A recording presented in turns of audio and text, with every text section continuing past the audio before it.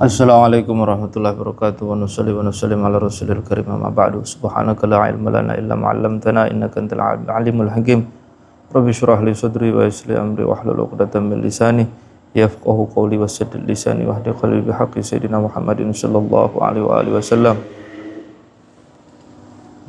Kita masuk ke hikmah yang keempat dari kitab Al-Hikam milik Al-Imam Al-Habib Abdullah bin Al-Haddad. Wa qala al-Imam Al-Habib Abdullah bin Alawi Al-Haddad nafa'ana Allah bihi wa bi ulumi wa asrarihi wa nafahati fid din wad dunya wal akhirah amin. Beliau mengatakan kaifa yakunu minal mu'minin man yurdil makhluqina bi sukhti rabbil alamin. Bagaimana mungkin, bagaimana bisa orang beriman mencari kepuasan makhluk, mencari kepuasan manusia dengan cara menempuh murka Allah. Jadi ada orang itu, kata Imam Haddad, bertentangan dengan sifatnya orang-orang mukmin. Mukmin itu artinya orang yang di dalam hatinya ada iman, keyakinan, kepercayaan kepada Allah Subhanahu wa taala. Kalau dia yakin terhadap Allah Subhanahu wa taala, iman kepadanya, maka yang dia cari itu adalah ridho Rabbul Alamin. Bukan ridhonya makhluk, bukan ridhonya manusia. Nah, maka beliau bagaimana bisa orang beriman itu perasaannya beriman, namun nyatanya dia mencari kerelaan makhluk, mencari kepuasan hati manusia dengan menempuh cara maksiat kepada Tuhannya. Nah, maka ini bertentangan dengan sifat orang-orang beriman. Iman itu kan adalah orang yang orang yang beriman itu adalah orang yang memprioritaskan apapun pilihannya bagaimana pandangan agama. Karena di situ adalah ridho Tuhannya. Bisa dimengerti? Nah, maka kalau dia tahu Allah lah yang memberikan manfaat, yang mendatangkan mudarat, yang memberi rizki, yang mencipta, yang selalu melihat, mengawasi. Dialah pemilik dunia, pemilik akhirat. Dialah Allah yang menciptakan surga, neraka sebagai finish akhir dari kehidupan jin dan manusia ini. Kalau memang yakin seperti itu, kenapa mencari kerelaan yang sesaat? Mencari kerelaan manusia, padahal manusia itu tidak bisa mendatangkan manfaat dan mudarat. Tidak ada makhluk yang bisa mendatangkan manfaat mudarat. Jangankan kepada orang lain, pada dirinya sendiri ini nggak bisa. Andai kata manusia itu bisa membuat dirinya gembira, nggak mungkin ada orang susah, nggak ada musibah, nggak ada orang sakit. Ya, semua berpikir bagaimana caranya biar nggak susah. Ya, itu bukan pilihanmu. Susah itu ada yang mengendalikan. Sebagaimana pergantian siang dan malam, kamu nggak mungkin stop. Coba stop siang dan malam. Malam agak panjang dikit atau siang agak mundur dikit, nggak bisa. Siklusnya sudah begini. Sebagaimana hidup ini diisi oleh pergantian siang dan malam, begitu juga hati. Hati ini punya masa siang dan malam. Fa inna ma'al usri yusra. Fa inna ma'al usri yusra. Ada kesulitan, ada kemudahan. Ada kesulitan supaya kita terdidik untuk bersabar. Adanya kemudahan agar kita terdidik untuk bersyukur. Pergantian ini membentuk insan yang betul-betul pertimbangannya apapun dalam hidup ini, entah itu susah, entah itu bahagia, entah itu waktu sempit atau longgar, kaya, miskin, tawa, tangis, di situ dia bisa meletakkan di mana ridho Tuhanku. Kalau yang datang kesusahan, maka dia berpikir, ridho Tuhanku kalau aku sabar. Kalau dia sedang lapang, oh ridho Tuhanku kalau aku bersyukur. Seperti itu. Nah, ini kata Imam Haddad, dia merasa beriman, namun orientasi apapun yang dia lakukan dalam hidupnya ini bagaimana pujian manusia, dukungan manusia, disokong oleh manusia, dibantu oleh manusia, lupa kepada Tuhan. Bahkan cara mendapatkan tepuk tangan manusia, persetujuan manusia itu dengan dia tempuh dengan cara maksiat. Oh, nggak bisa. Nah, nggak bisa. Maka di dalam sebuah hadis Rasulullah Shallallahu Alaihi Wasallam bersabda, "Man askhatallaha fi ridon nas sakhatallahu wa askhata alaihi man ardahu." Siapa yang membuat Allah murka, ya, barang siapa yang melakukan perbuatan yang membuat Allah murka dan perbuatan itu dia lakukan untuk menarik hati manusia agar senang kepada dia, maka hukumannya Allah Subhanahu wa taala akan marah kepada dia, murka kepada dia, dan Allah akan buat marah orang yang dia ingin ambil hatinya itu dengan cara maksiat. Ya. Jadi kalau ada orang ingin mengambil simpati dari seseorang atau ingin dipuji oleh manusia, ya, komennya pinginnya baik, maka penampilannya ngomong harus begini, apa kata orang, dan dia ingin dukungan, sokongan dari manusia itu dengan cara maksiat, justru keadaan akan kebalik. Allah akan murka kepada kamu, dan orang yang ingin kamu ambil hatinya akan marah kepada kamu. Jadi seperti itu.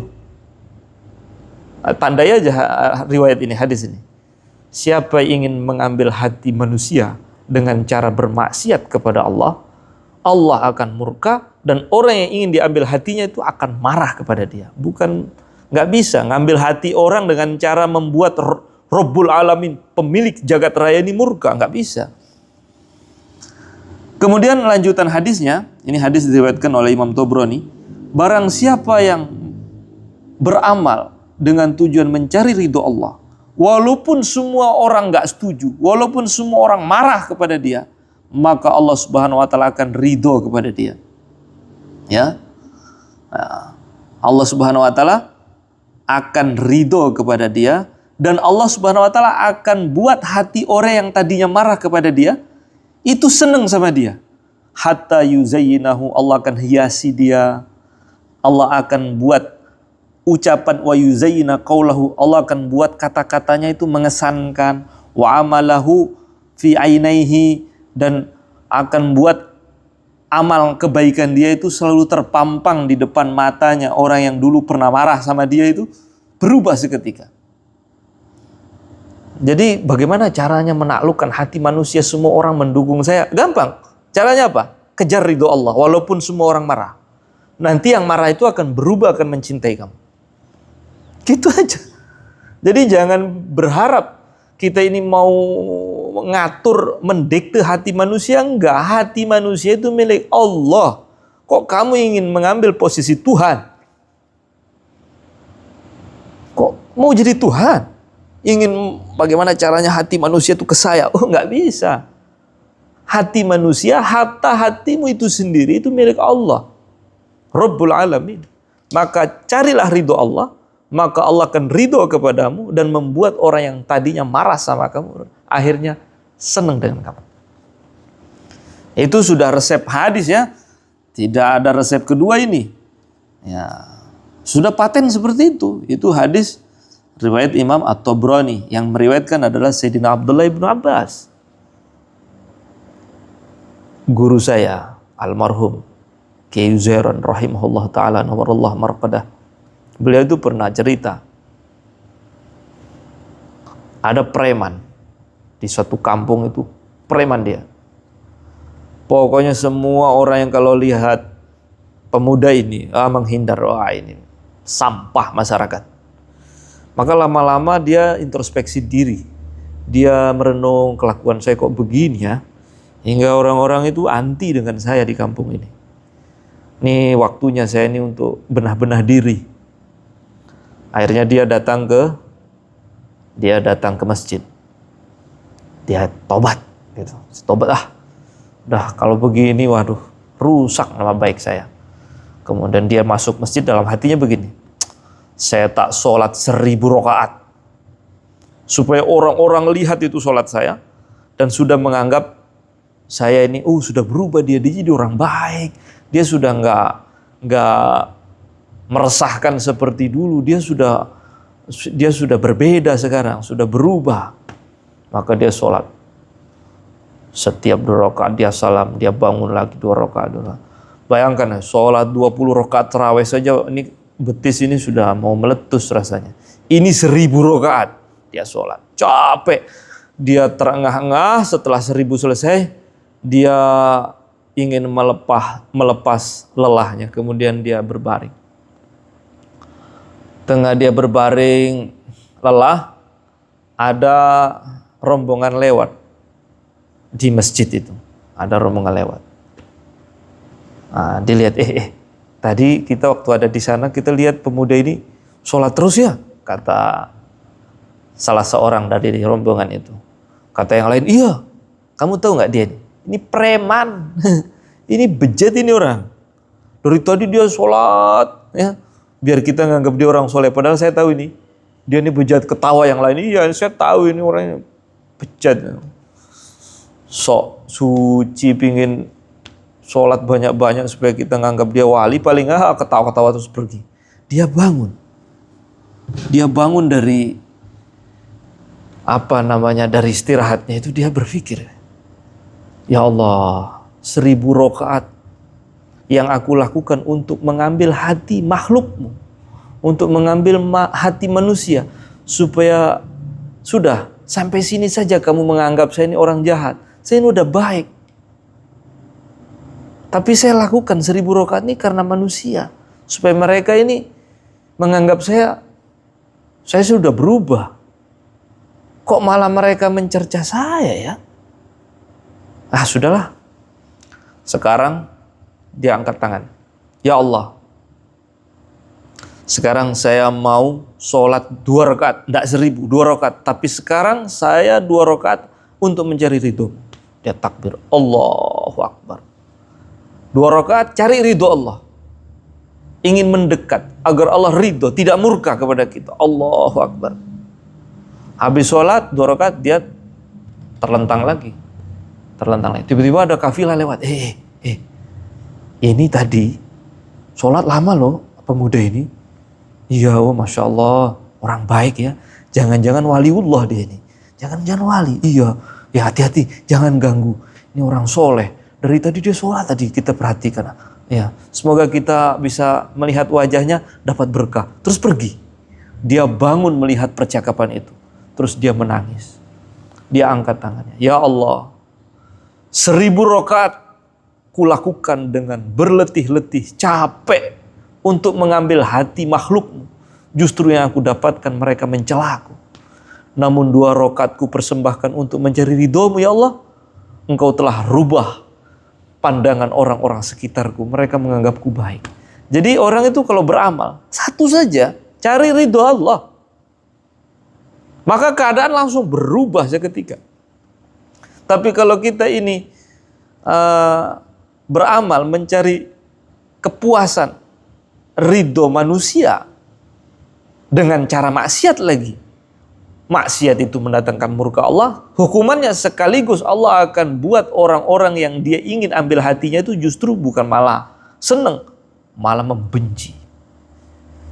Kenapa kamu dibenci orang? Ya karena kamu beramal itu bukan mencari ridho Allah, tapi ingin mengambil simpati manusia-manusia ini. Itu hukuman. Hukuman itu.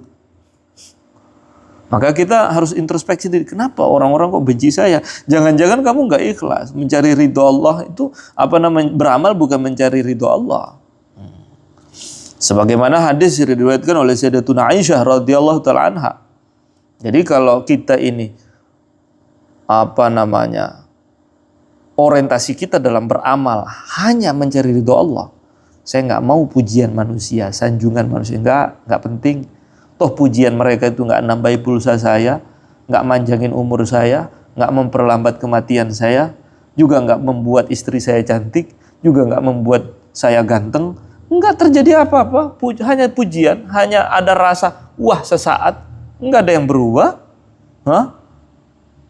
Apa artinya pujian-pujian itu? Nggak penting. Maka kalau kita hanya ingin bagaimana kita dipuji oleh Allah sebagai hambanya yang diridhoi, maka muncul dalam hati tidak butuh dengan manusia.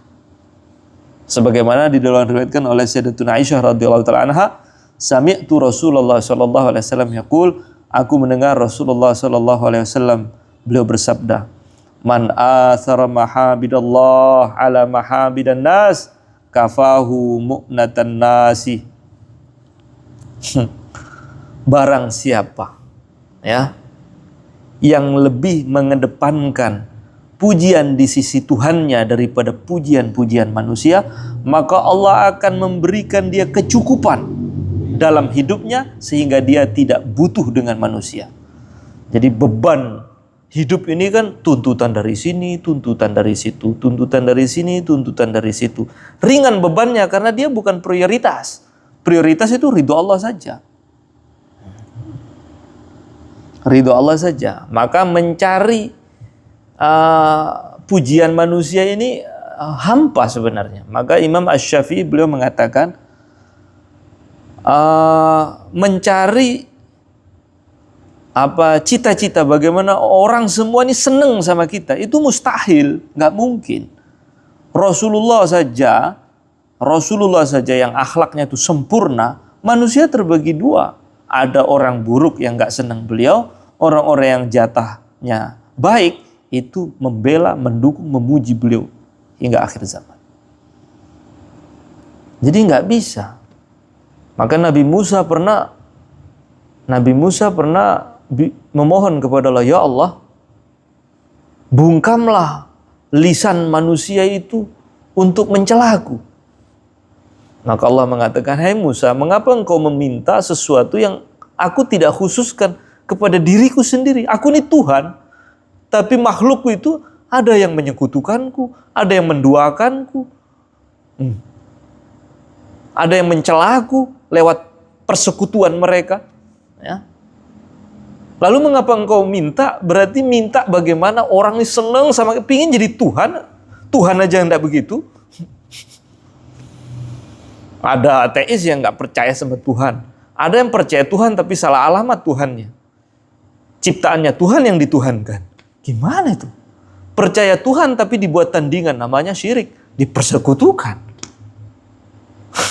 Lalu kita manusia ingin tidak punya sekutu begitu. Semua orang senang. Nggak bisa. Nggak bisa. Maka kita semakin sadar. Oh, kita ini manusia ini punya pemilik. Manusia itu semua hatinya di tangan Tuhan, di tangan Allah Subhanahu wa taala. Maka Imam Asy-Syafi'i mengatakan,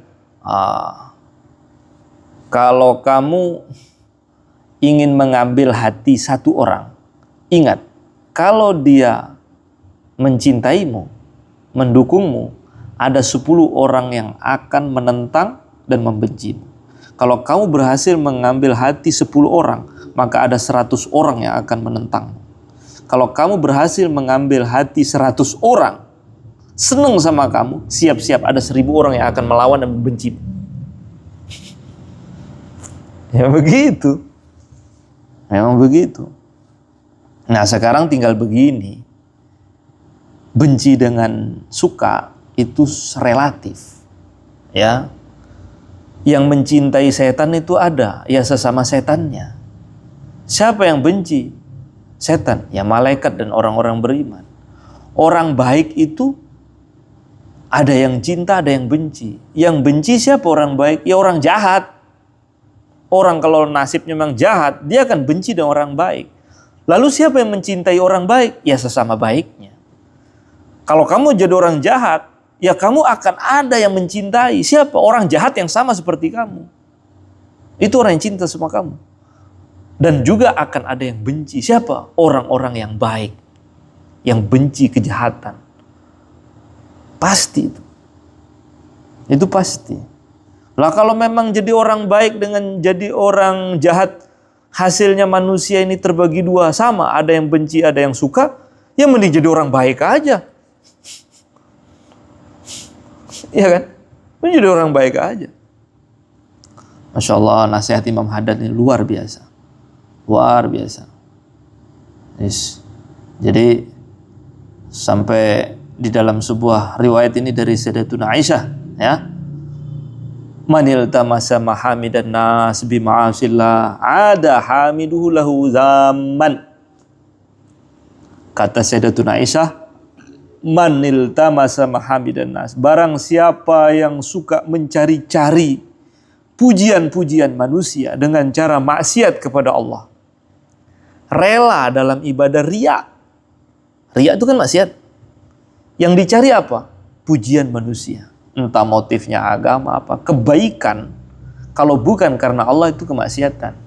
Kalau tujuannya itu ingin pujian manusia, ada hamiduhu lahu zaman, maka andai kata ada yang memuji dia ketika dia melakukan itu, maka yang muji itu akan berubah suatu saat mencaci dia. Hadis ini diriwayatkan oleh Imam Al-Kharaiti.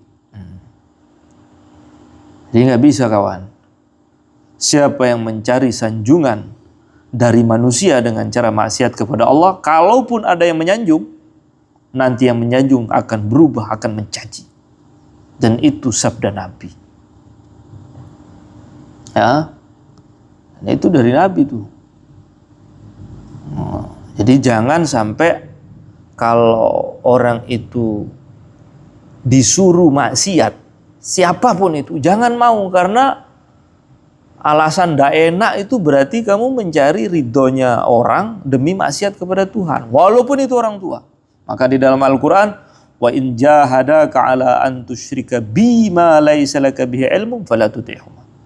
Kalau orang tuamu memaksamu untuk menyekutukanku, ya, untuk menyekutukanku, ya, bagaimana sikap kita? Fala tuti'huma, ya, jangan taati. Berarti durhaka kepada orang tua nggak apa-apa waktu itu. Wa sahibhuma fid dunya ma'rufa. Selama di dunia, walaupun orang tua itu nyuruh anaknya dalam keburukan, ya keburukan itu jangan ditaati, tapi harus tetap berbakti. Wa sahibhuma fid dunya ma'rufa, tetap melakukan kebaikan selama di dunia ini. Nanti di akhirat dia akan memikul dosanya sendiri. Ya. Tapi kalau nyuruh jelek, jangan didengar orang tua. Nggak boleh.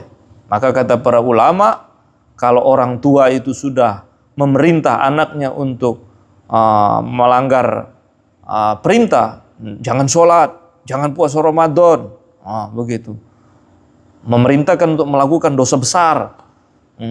Ceraikan itu istrimu, ceraikan itu suamimu, bilang kepada anaknya, wah kamu, jangan dengar. Nggak boleh taat kepada orang tua, karena ini dari segi orang tua berjasa, lalu melakukan maksiat, loh, menjaga hati orang tua untuk membangkang Rabbul Alamin pencipta kamu dan orang tuamu, tidak mungkin.